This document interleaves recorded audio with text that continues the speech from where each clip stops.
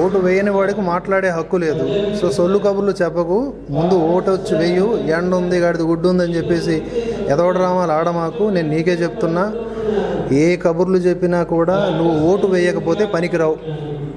So నువ్వు అర్థం చేసుకో. ఓటు వేసిన వాడికే నువ్వు తిట్టడానికైనా పొగడ్డానికైనా అర్హత ఉంటుంది ప్రభుత్వంకి. ఈ దృష్టిలో పెట్టుకో. అలాగే నీవు ఓటు వేయనంత మాత్రాన నీకు వచ్చేటటువంటి లాభం ఏమిటో, ఓటు వేస్తే వచ్చేటటువంటి నష్టం ఏమిటో కూడా ఒకసారి బేరీజు వేసుకో. ఇవన్నీ కూడా ఒకసారి నీలో నువ్వే ఆలోచించుకో. అండ్ అద్భుతమైనటువంటి అవకాశం, 5 సంవత్సరాలకు ఒకసారి వచ్చే అవకాశం. ఇలాంటి వాటిని జారవిడుచుకుంటే, అంటే నీవు ఒక జీవితకాలం అంతా ఒక 70 ఏళ్ళు బ్రతికితే నీ బతుకులో ఒక మహా అయితే ఒక 10 సార్లు ఓటేయగలవు తలుచుకుంటే.